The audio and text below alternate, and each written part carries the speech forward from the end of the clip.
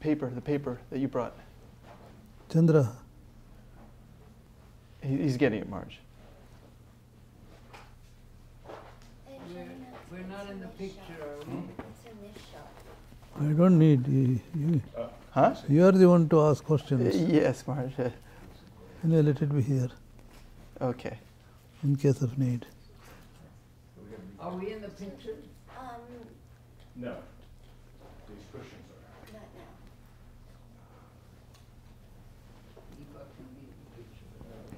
now. What are the instructions I should observe? What are the instructions he should observe? Speak openly and freely. That's all. That's all right. Yeah. Yes, Marge. And we're actually rolling. Okay, very good. Swami, thank you for being here. And Marge, as you know, we just wanted to ask some questions and to get to have you answer as openly and as much as you can. So, Marge, let me start by asking you, how did you become interested in monastic life, and what or who inspired you to join? It is very difficult to say what brought me to monastic life. Of course, I was born in a religious family, just as many millions of Hindus are born in religious families like that, a middle class family. In a general way, I was religious, sometimes ask questions, sometimes criticizing, just as young people do, especially when I was in high school. Then, I don't know how it increased, the intensity of that desire for spiritual life. I was, see, if you ask such questions, some autobiographical things will come that you should not mind. That is fine, Marge. That's what we'd like. I was fairly a good student, getting hungry for grades. It was going on in high school. At that time, in India, this freedom movement was going on in full swing. Mahatma Gandhi was the leader for religious freedom-seeking people. Though some of the things I did not agree with Mahatma Gandhi, all that, but there was so much of feeling about it. Country, service of the country, all that was going on. Somehow, country should be free. That was all section of people. So I was caught in that network. It was boiling inside. Something must be done, something must be done. What is that something, we don't know. So that there is no direction. So it's going on in a blind way, enthusiasm, especially about the country and the service of the country. At that time, India got freedom in 1947. So now what going on? So the first was the desire for service. That was the first attraction. I must serve the country. Whole life should be given to the service. But here and there I saw the service organizations and then people who were praised for their service. It was not that attractive. They are role models. There was some lacking, I don't know what it was. And the other side also was there, becoming more and more interested in spiritual life. First reaction was, I should go to Himalayas. That is, in India, that is the thing. When you become seriously interested in religion, I should go to Himalayas. Get lost. Then I found that is not, I don't think that is for me. So in that the dilemma was there, mixture, constant mixed feelings about things, service and then the spiritual realization. So it was going on. Suddenly, I came across some of the Swamiji's writings. The first one was, my Bible was for quite a long time, that Thus Spake Vivekananda, that little book. Yes. I had read and reread and reread and reread, underscored. I wish I had kept that book. It has gone. So first was my interest in school, and then examinations, all these grades and all that. Suddenly it dropped, as it were. Everything seemed to be dropped and insipid. At that time, Swamiji was the person. So I read a little more, and then in that context only I brought, I don't know why I bought, that with the Swamis in America, Swami Prabuddhananda's book. Yes. Somehow I got interested in that. There was no connection, there was no previous interest, nothing of the sort. I saw on the railway station bookstall. In India, in railway stations, there are some bookstalls. Just like restaurants, there are some bookstalls. So I used to go, I had the habit of going on and seeing the books. And I had no money to buy books, so just go on browsing the books. Then I got this, I bought it. So like this, all unconnected things. And then on the other side, becoming less and less interested in studies. Later our Swami Tyagishanji used to say, for students, the first stroke of renunciation comes with regard to studies, he would say. Studies appear to be very, very insipid, as though that is the most worldly thing to do in this world, going to college. So anyway, in the meantime, I was already in the second year of college. So I finished my college, finished quite well. I don't know how I did so well. Anyway, I got good grades. Then next, where to go?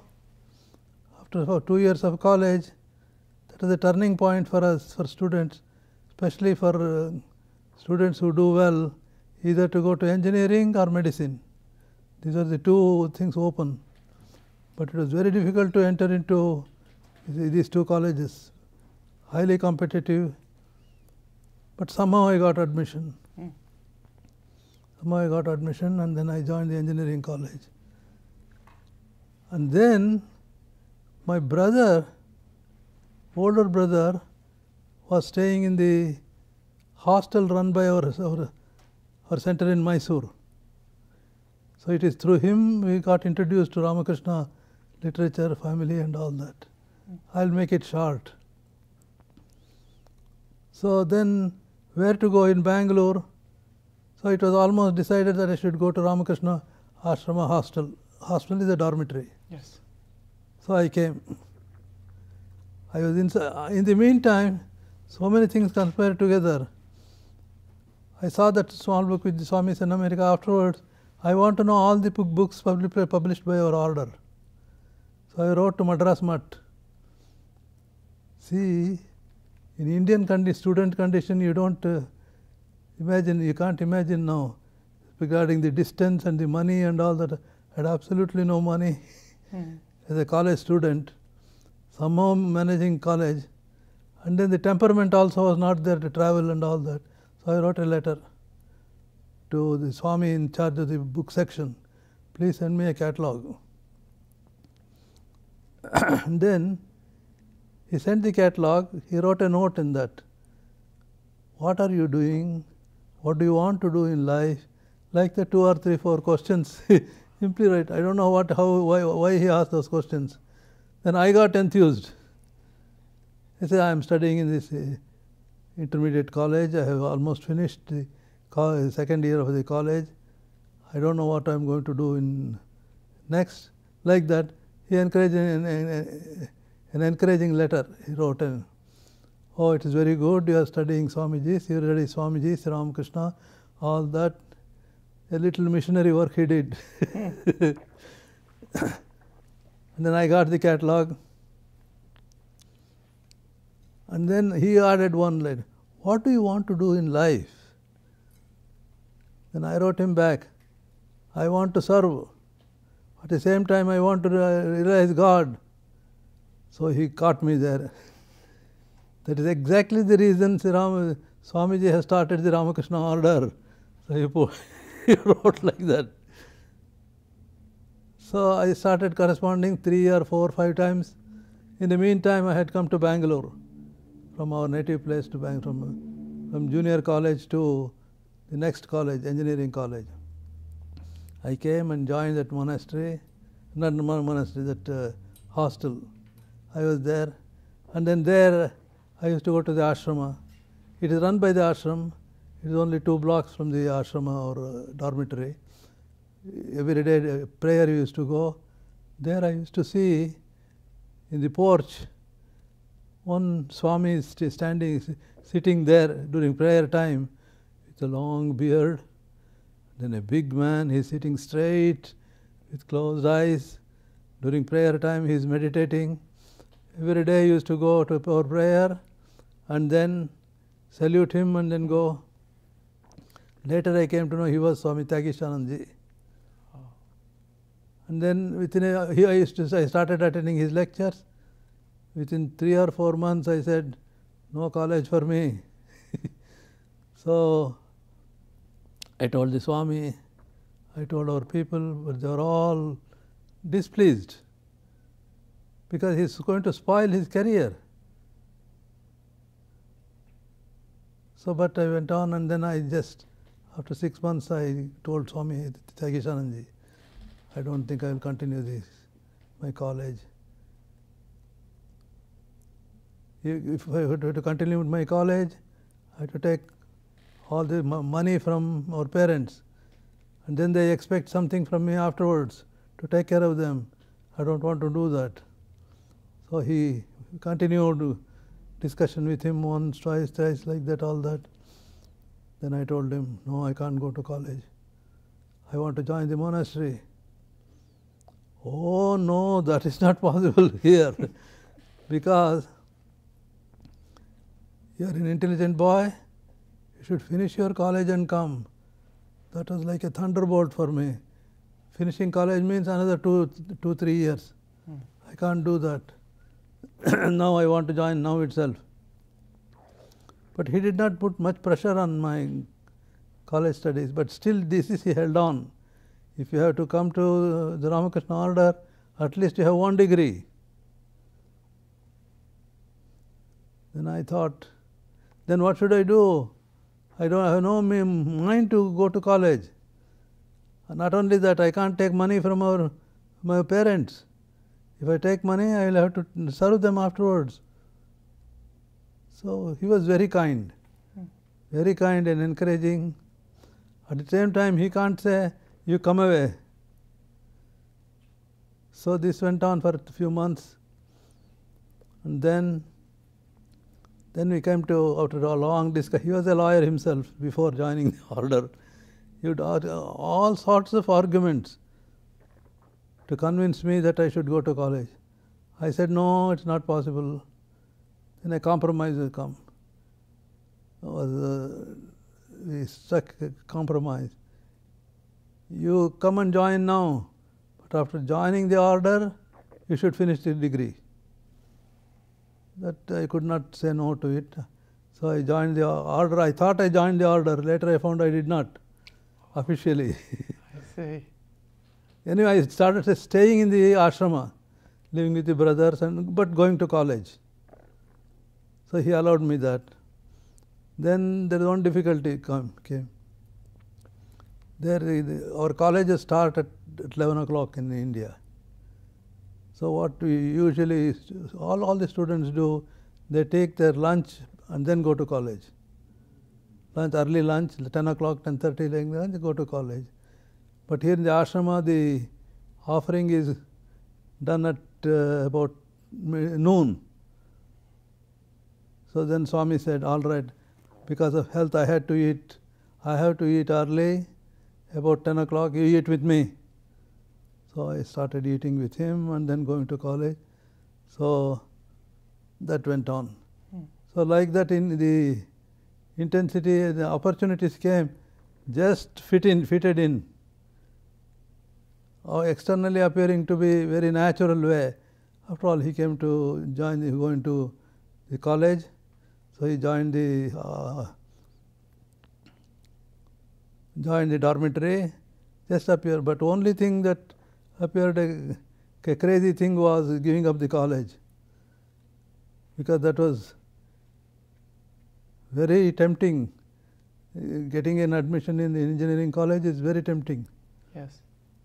That he's crazy, that's why he's giving up. He doesn't know what to do. So like that people criticized. Anyway, that went on. Then I came to the ashram. I thought I had joined the order, but they said until you finish the degree you are not officially admitted. So that is how I came. What year was that, Swami? That was in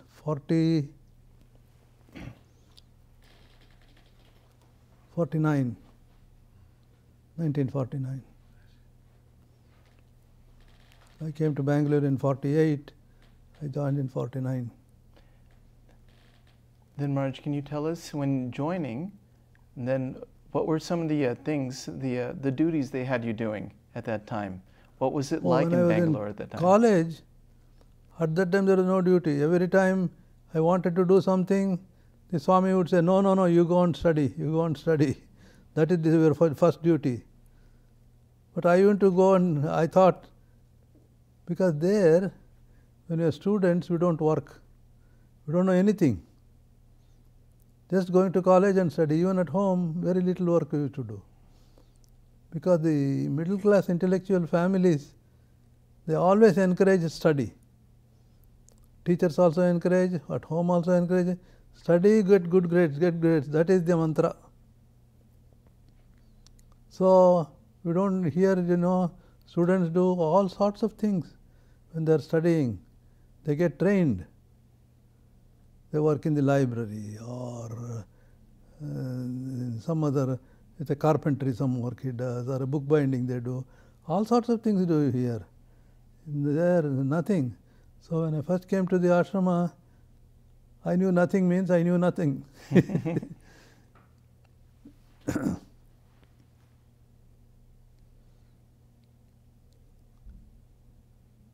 So going to college and coming, and then only on special days as a volunteer going serving food to devotees, or help in the kitchen or something like that, cutting vegetables or something like that. That is when I was going to college. After I went to college, what happened? Just at that time, Swami fell ill. Which Swami Tagishanji fell ill. He had to be taken to the hospital. I had just finished my exam. The results had come, I had passed the exam. He had to go to the hospital. They wanted someone to take care of the Swami. Actually three people, three brahmacharis. So 2 brahmacharis were off from the ashrama. I was the one doing nothing, neither this nor that. I had finished college, but I had not formally joined.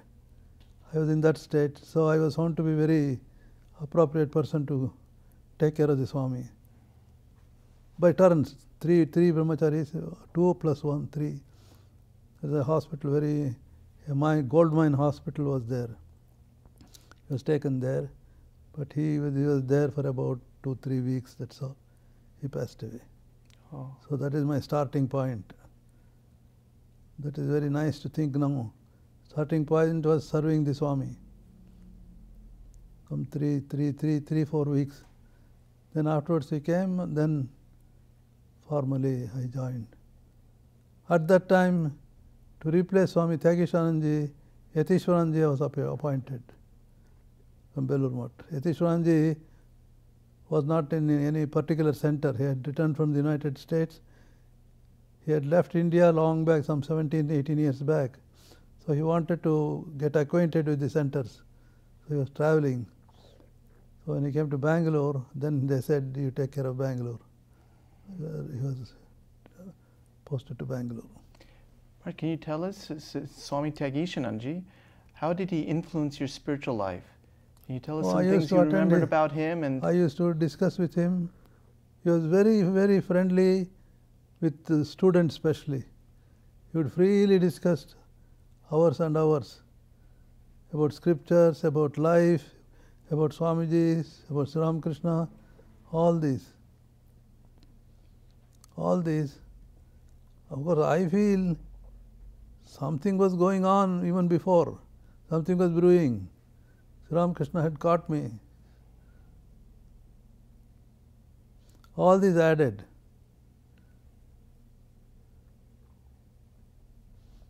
How it actually exploded, as it were, at the end, it's Ramakrishna's power only, I can say. There was no other external, because my reading was very, very meager. Even Swamiji's, that little book, and scriptures, Gita, here one verse, here one word, like that, nothing, serious study had not been done. Some kind of emotion, some kind of enthusiasm, that's all. Unreasonable, more than rational. That is why now I have connected all this. It is the grace he was pulling, in spite of all other attractions and pulls, other pulls. Maharaj, can you tell us a little bit about Swami Tyagashanandaji Maharaj? Huh? Can you tell us a little bit about Swami Tyagashanandaji Maharaj? Tyagishananda. And see, I did not live with him much. Though I was in the monastery, he was not doing well. He used to give some classes to brahmacharis, I used to attend. And he used to give lectures, I used to attend the lectures. The lectures and all that, they were so deep, it was above my head. Even public also, very few people used to come. Because when he took up one lecture, one subject, it used to go on for some 2 hours. Uncontrolled. He said, I can't control my thoughts. Things come and come, and he was a great, deeply read Swami. Sanskrit scriptures, Western philosophy, Indian philosophy. You could go on through memory, quoting things, quoting Upanishads, quoting Gita. Too much for the untrained mind like me. It was too much. But here and there I picked up. One was the Tyaga and Yoga that appealed to me. See, whatever positive spiritual practices do in any tradition can all be put in one word. That is yoga. Union with God. That which helps one to become united with God. Positive practices like prayer, japa, meditation, all those things. Put anything you like, positive, it's all yoga. And certain things you should not do when you are practicing spiritual life, that is tyaga. So all our practices can be put in these 2 words, tyaga and yoga. It's very fine. What a summary of this. And then he used to talk about Mandukya Upanishad, the Gita, Upanishad and Bhagavatam. These are all his main texts. After studying all sorts of, all types of different scriptures, he had come down to that, boiled down as it were, Bhagavata, Gita, Upanishad and Swamiji's. And another thing was, whatever ancient teachings he would refer to, ultimately he would refer to Swamiji's teachings, Ramakrishna's teachings.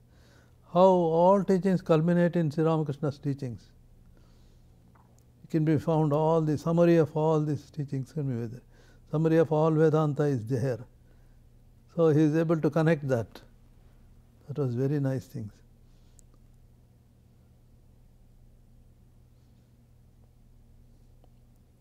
Otherwise, especially in South India, in religious circles, at that time, even now it must be there, lot of dry discussions.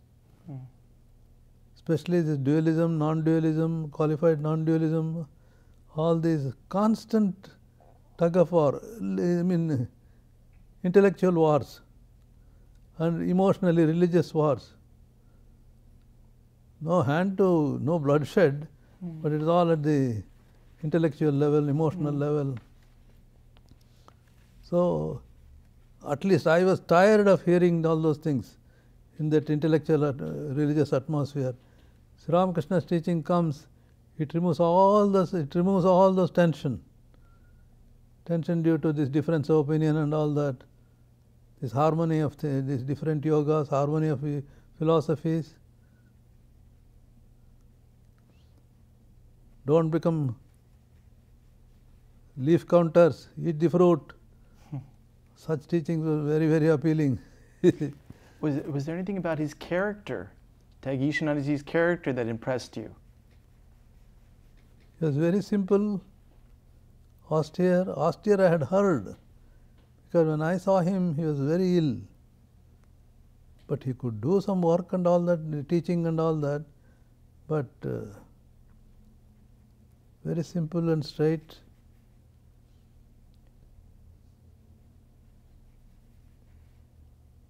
See, these are all very subtle. You can't take it out, this influence, this influence, like that. Like I take a cup of coffee and I got some inspiration. It is not like that. Sure. It works in a subtle way. At that time I might have probably resisted many things, who knows, silently. If I am talking after 45, 60 years I am talking now. Mm-hmm. Lot of internal, what is that, mixing has gone, intermingling has gone, lot of thought has gone. Hopefully some understanding has come. So from this standpoint I am talking now, Mm.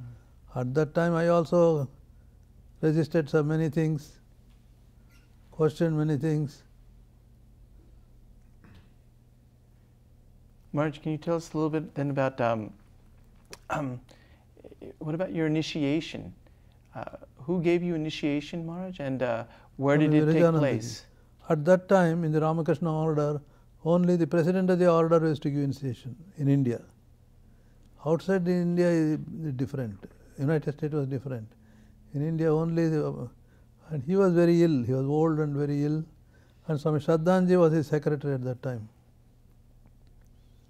So he was not giving initiation course for quite a long time because of his ill health.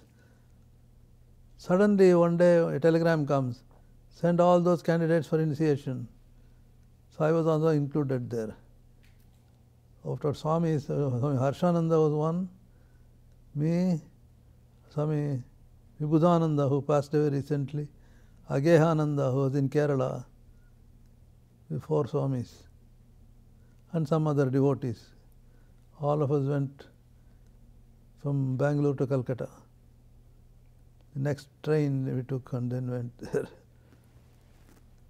And then we met the Swami previous day, and the next day was the initiation. Then again once or twice we met. That's all. Then afterwards, after some 1 or 2 months, a few months, he passed away. That's all the connection. But he explained everything himself.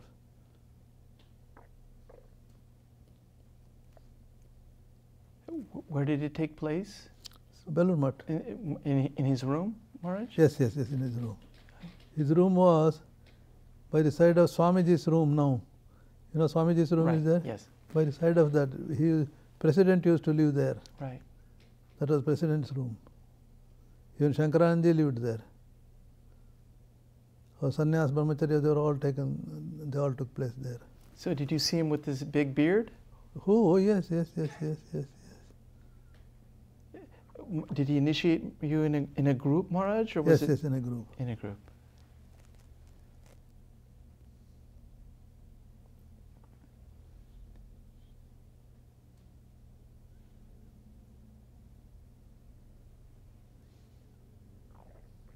And then Maharaj, after that, then you had then the next, I think one of the next influences in your life was Swami Yatishwarananji Maharaj.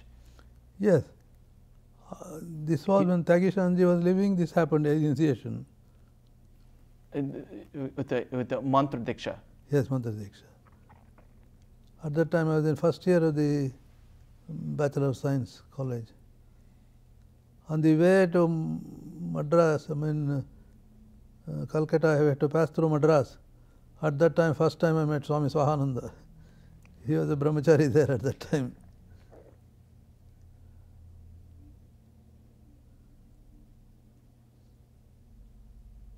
And then Maharaj, how did Swami then Swami Yatishwaranaji was there? So, can you tell us some stories about him and how he influenced you in your spiritual life? Oh, the Lord! I was with him. He came in 51. I joined also a little earlier. I had joined. Until he passed away, I was with him. 15 years. First, as I said, I joined. I saw all brahmacharis knew so much. I don't know anything. So Yatishwaranaji asked all of us come together, what do you want to do? What do you want to do? What do you want to do in monastery? I could not say confidently anything. So I said, I will help the cook in the kitchen. And he looked at me. No, you come to office.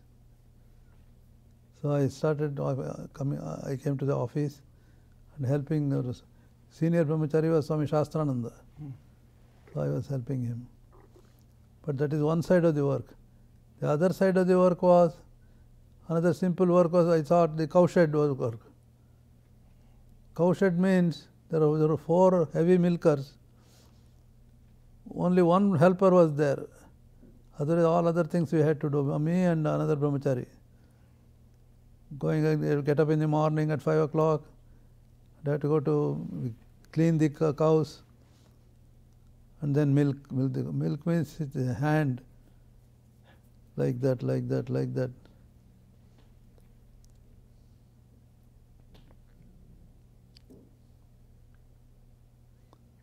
Cowshed work. And then we used to buy some green grass, and we had to cut the grass and for the cows.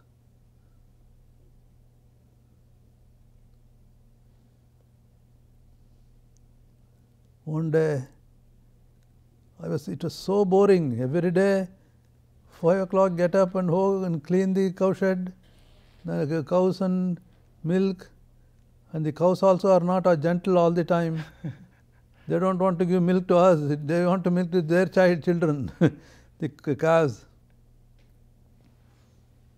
So one day I was so bored, said I will tell the Swami that I want a change of work.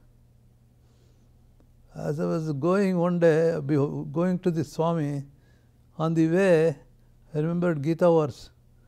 Nadveshta kushalam karma kushale nanusajjate.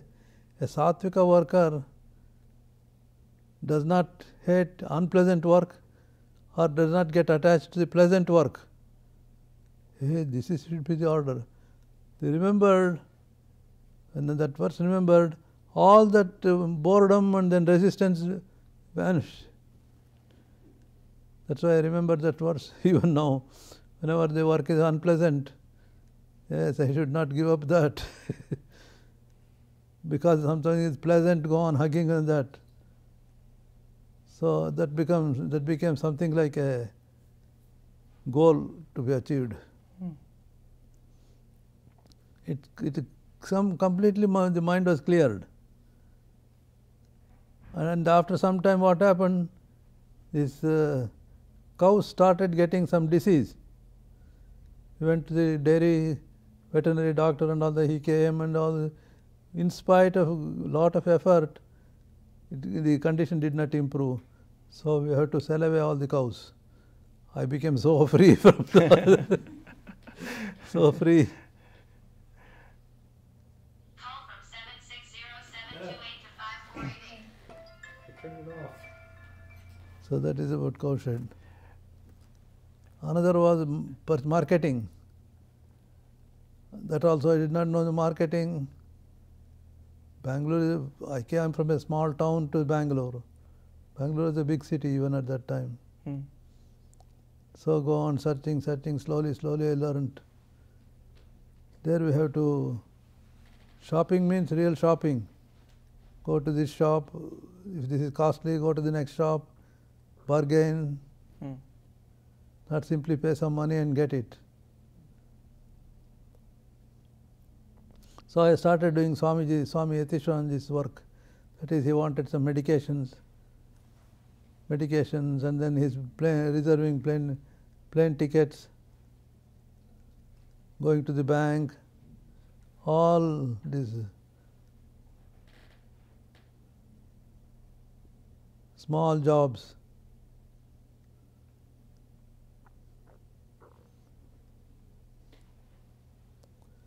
That is how the monasteries work. First I don't know anything, then doing small jobs. Then you just learn a little more. Then next you become the consultant. Everyone will start consulting you. Something has to be brought. They ask him, he will get it for you. So I became an expert in shopping. In the meantime, the accounts, Shastrananda had to assist Swami Yatishwaranji as a secretary. So little by little accounting. Of course, there at that time everything had to be written by hand, and then no calculator, none of those things. Laborious way. Mark, can you tell us some of the teachings of Yatishwaranji's, things that you may have learned from his life? Teaching is like this. He was very, very regular in his daily practice. Daily meditation, prayer, very regular. And you tell us also. And then it seems Swami Brahmanji had asked him to meditate at midnight. For that I came to know long afterwards. He used to go to bed very late, 1 o'clock, 1:30, like that.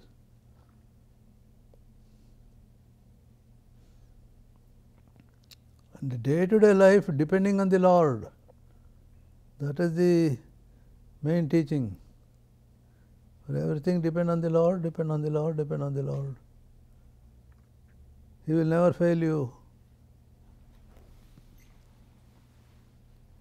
Everything turning to God, for every difficult thing or small thing.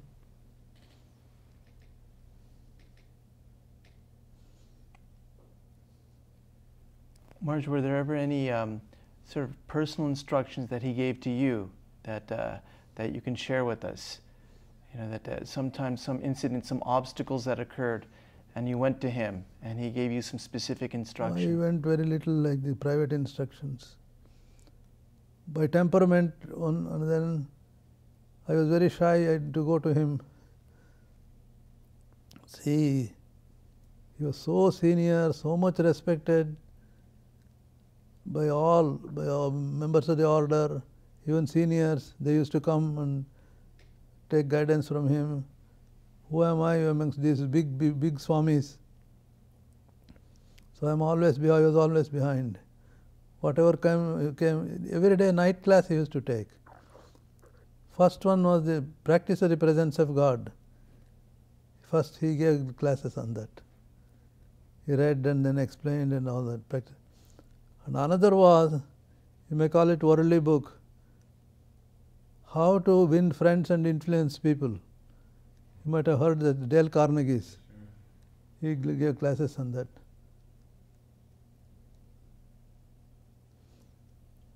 How to be polite and how to be friendly.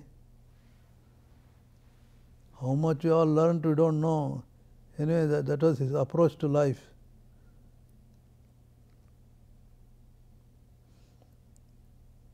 When I went to the hostel to take care of the boys, they're all college boys. They're from 16 to 25-year-old. They're very, if they're good, it's good, but if they become angry or any other way, very difficult to handle them. Everyone wants to be independent. They don't want to argue all the time. So I was sent there. I asked him, what should I do there? I don't know anything, how to handle these boys. He said, not much. Make them feel that you are their friend and give them some spiritual ideas. That's enough. That became the guideline. Friendly and then give spiritual ideas. So all the difficulties went away within 6 months in the hostel. Afterwards, again, so many boys became so friendly, and it was very good for me. Even now some of them are in touch with me after 50 years.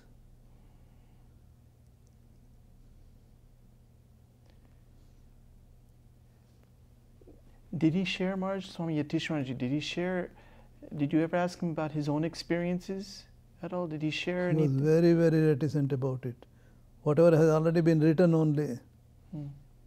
How when Maharaj touched him, he felt an all-pervasive spiritual experience after sannyas, like that. And when he was in the hospital once, in Bangalore hospital, it seems long back, he had visited Bangalore even before he went to United States, he went to Europe. At that time once he fell ill, pneumonia or some fever or something like that. There he felt, let me give up my body. Then Maharaj appeared to him, no, you have to do a lot of work. So he had the vision like that. Like that, whatever is written, that's all. Did you have any experience with him, Maharaj? No. I am not by temperament of that type, emotional type, feeling experiences, feeling who, like that. I'm cold. I'm cold.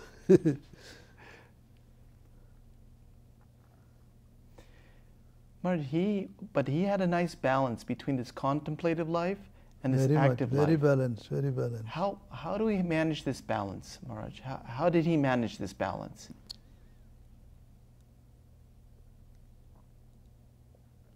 I saw some of his letters he is writing, or diary. There, one is regular spiritual practices, meditation type. And another is in between. Some half an hour, say he is waiting for someone, some interview, half an hour is there, he will go and meditate after half an hour. And then the person comes, he spends 1 hour, 1.5 hours, whatever it is there, he will do it.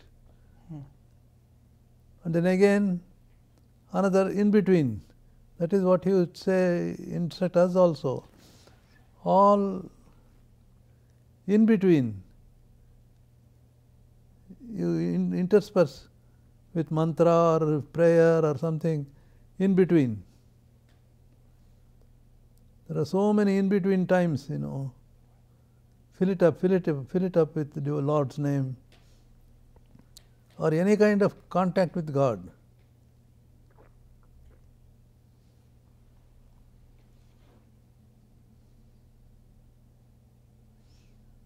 And this dedication he would very much emphasize.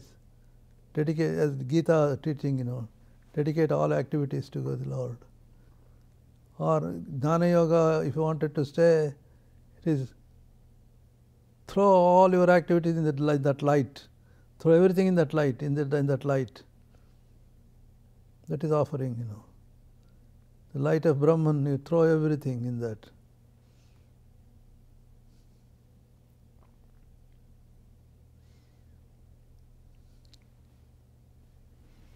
He was not going to vary the technical details and all that. He is straightforward and simple. You read some of that in that meditation and spiritual life, Yes.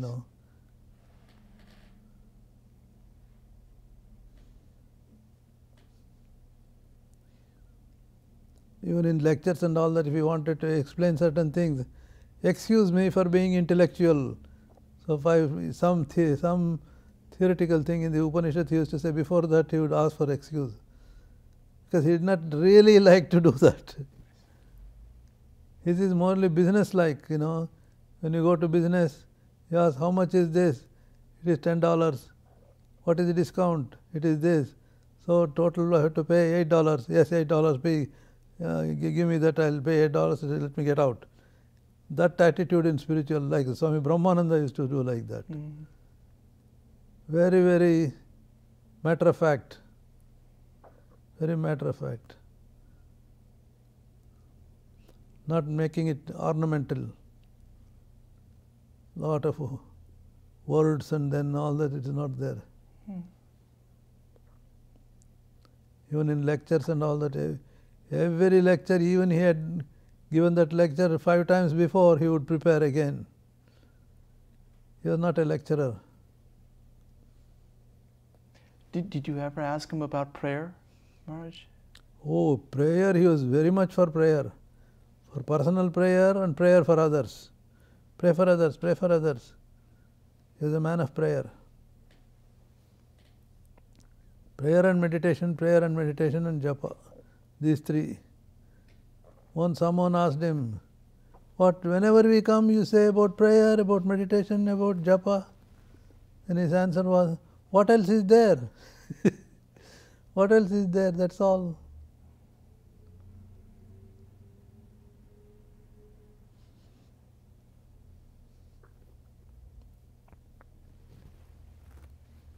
Then Maharaj, just after Swami Yatisharanji had left his body, then you took over as head of Bangalore. Yes. And then sometimes Maharaj, then in spiritual life. Not I took over.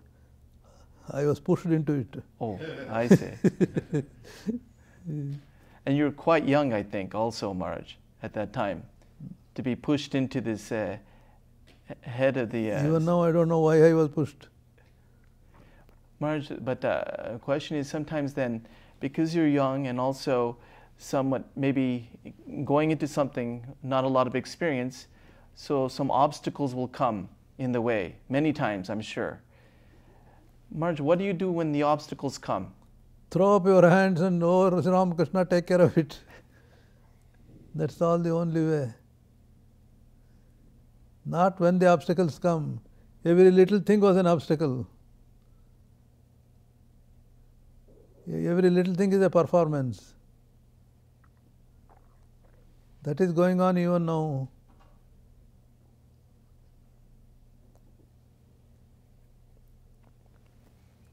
Even now I don't know why I was made the president of the Bangalore Ashrama.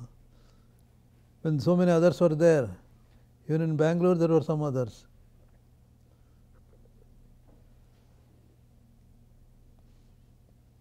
Call it grace or call it Maya.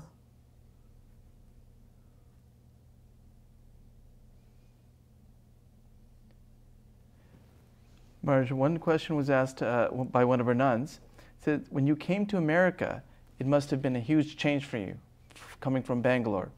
Said, can you tell us something about that time, what you learned, or from what other Swamis, from your own experience, or from what other Swamis had told you? Did any... When I asked, what should I do here? First I asked our president, Swami Veereshwaranandji. He looked at me, he smiled. That is the answer. And after coming here, I asked Swami Prabuddhanandji, Swami Satprakashanandji, Swami Vivideshanandaji, how did you manage? Everyone said, pray to Thakur. That's all the instruction I got. Because they had felt like that. Because certain things come which not in a rational way, we can't work out an answer.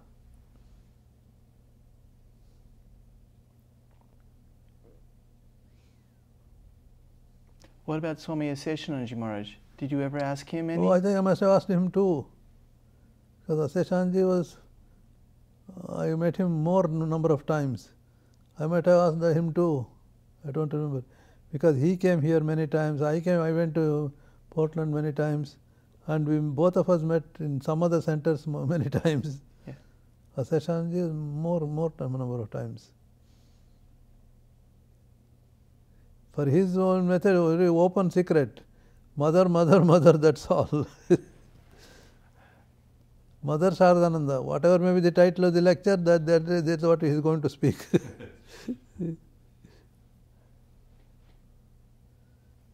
He made it simpler still. Did Swami Shraddhanandaji give you any advice as well? Shraddhananji was too near. Oh. Oh, we used to meet often, Shraddhananji and I. Almost all our special days he used to be here. Then I used to go to Sacramento. Shraddhananji and Swahananji, we three together were there many years. For every special day we were together meeting. Because Shraddhananji had his own experiences here. He was here in San Francisco long before I came, Yes, yes. So whenever I asked, I say, you do it afresh. Well, as if nothing has happened, you start like that. So as a fresh Swami, that is his advice. Mm-hmm. Not what happened to Swahananda or what happened to Shraddhananda, it's not that. Just you go ahead in your own way. That was Swami Shraddhanandaji's Advice. Shraddhanandaji, I think Swahananda also must have told the same thing. Because otherwise we are building upon, or mentally building upon opinions and all those things based on their experience. They do not want to do that. As if you have come just now, you build up on that only as a fresh person. Otherwise I am looking through their eyes. That was a very sound advice.